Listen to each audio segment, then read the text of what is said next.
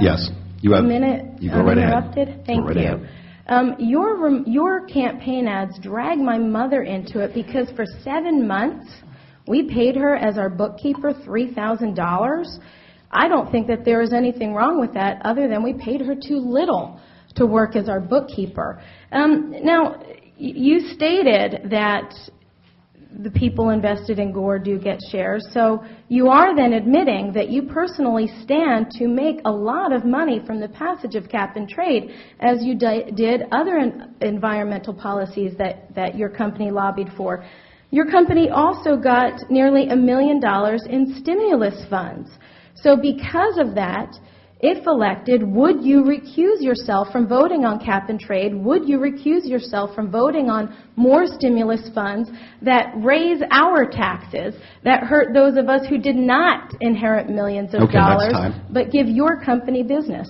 Our chance now to dialogue further on this. I'm guessing, Mr. Coons, you'd like to respond to that? What matters to the people of Delaware is which of us as a senator has the experience, the grounding, the ideas, and the understanding to move this economy forward. And I think the 8 years that I worked hard at Gore, and I think the experience and values that I learned there, makes me, of the two of us, qualified to make the hard decisions that stand in front of us. As anyone who has served both in the private sector and the public sector knows, it is appropriate for folks to pass legislation that is broadly positive for the broad economy. Let me give you an example so we can help get to a fact pattern that perhaps you notice he never addresses the question. He never answers. The answer is no. Okay.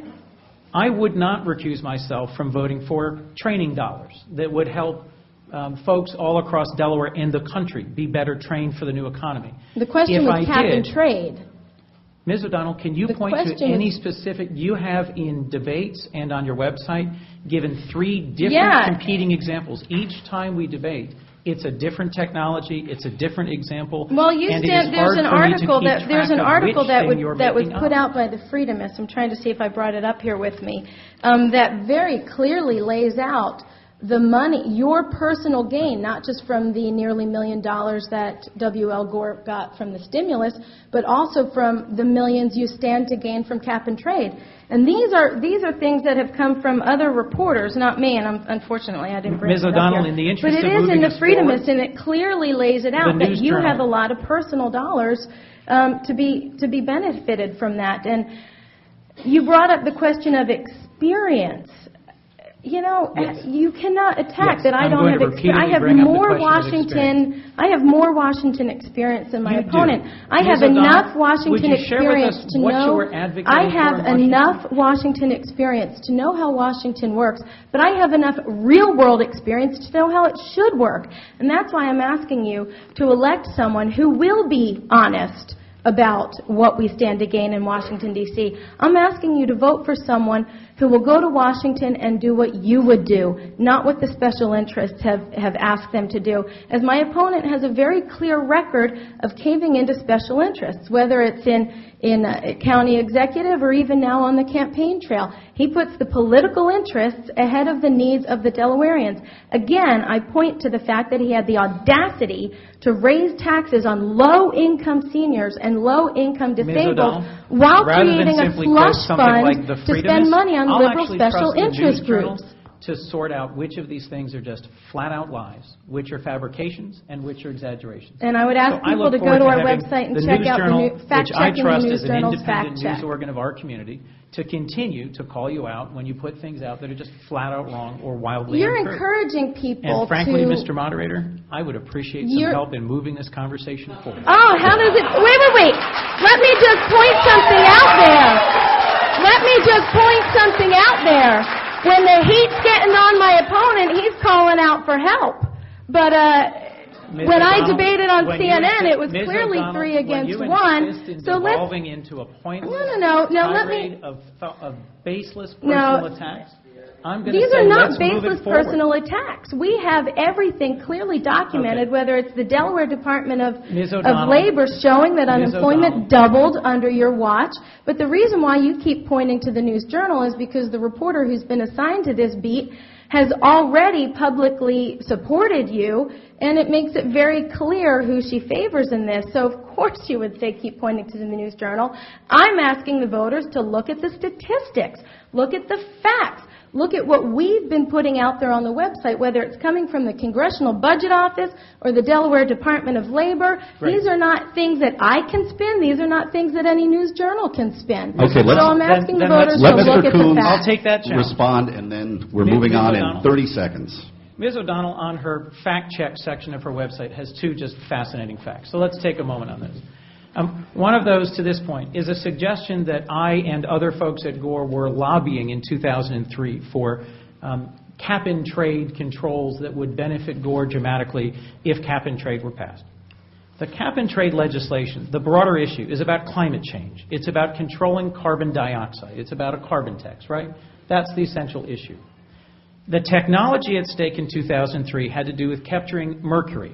Mercury is a fundamentally different pollutant, a fundamentally different technology, and something that Gore abandoned 7 years ago, if you read the article that's linked to on your own website, because the Bush administration wouldn't make progress in reasonable protections to prevent mercury from going into our air, a proven neurotoxin that hurts children. That's one point. It's just factually untrue. Second, in some cases where you exaggerate wildly, you keep suggesting in your ad and on your website and here today that I spent down the entire stimulus, the entire surplus. I didn't say the entire. I just that said I drove the you're county to the edge of bankruptcy and spent the entire so-called surplus.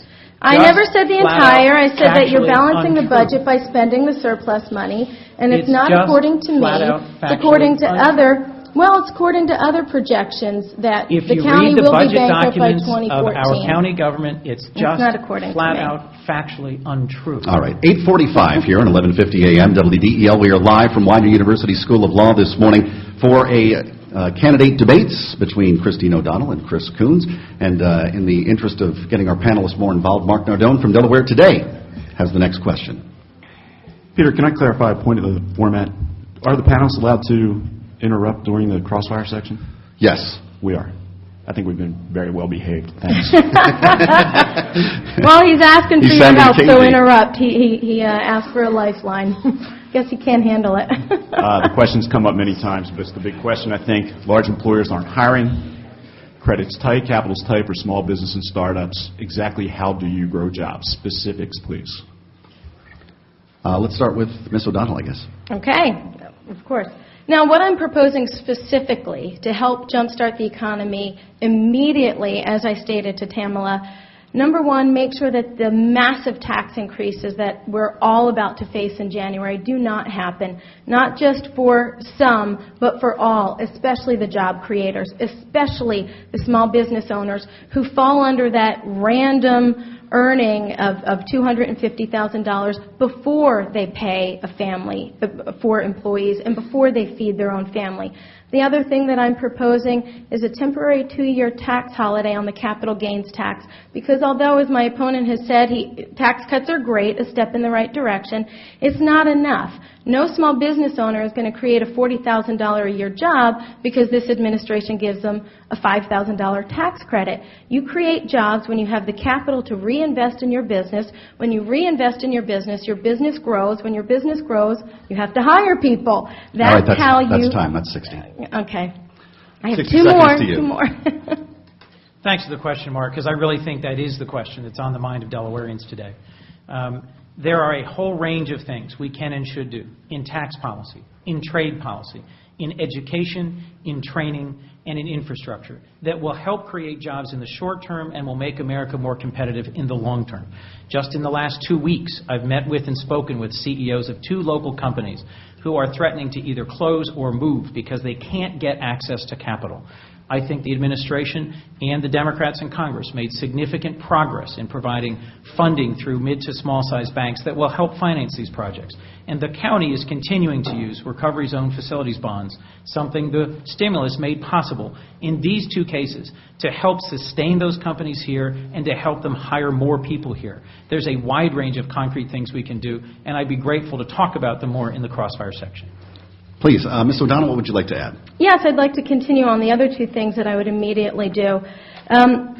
two things that the voters should be very concerned about, because both of these can come up in the lame duck session, and one of us will be serving in that. Number one is the vote on cap and trade. Whether it's MIT or the Heritage Foundation, unilaterally everybody's stating that cap and trade will immediately kill about 6,000 jobs right here in Delaware. And that's something that one of us will be voting on this November. I will not only vote against it, but I will try to convince at least 51 of my colleagues not to pass cap and trade, because Delaware cannot afford to lose 6,000 more jobs. The other thing that I'm proposing to do in this lame duck session, as I briefly mentioned, is to permanently eliminate the death tax. The death tax is something that immediately impacts our farmers. Now, while the government may be the number one employee here in Delaware, agriculture and farming is a main source of economic stability. January 1st will cause many farmers, if they lose a loved one, to also lose their farms. I met someone on the campaign trail who told me that they have a terminally ill grandfather who is literally praying to die before January 1st. That's tragic. No family should have to fear the loss of a business after losing the loss of a loved one. And there's something Congress can do now.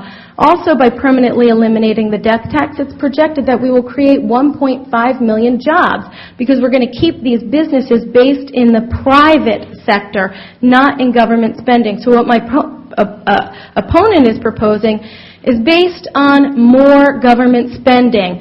In order to sustain it, we will have to continue to raise taxes. The common sense men and women in Delaware, common sense men and women here in this room, know that that is not sustainable. And I would point to the fact that as the stimulus bill that he touts, the Democrats have had control of both Congress and the White House for nearly 2 years, and in their so-called job-creating stimulus bills, we've actually lost 2.5 million jobs. Ms. This is in the wrong Minutes now to direction. respond. Ms. O'Donnell's sense of the actual record in terms of the stimulus, its effect on our economy, and its actual job creation, I think is fundamentally wrong.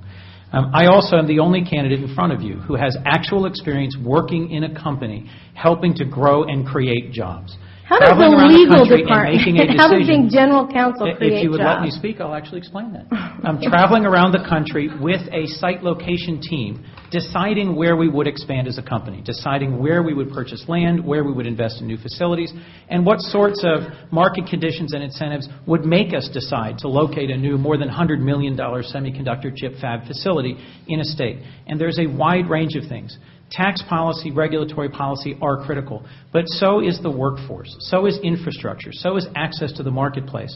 And there are critical investments we can and should continue to make here in the United States, and continue fights to be fought in terms of fair trade to make sure that our competitors, particularly China but others, are not just blatantly counterfeiting American intellectual property and American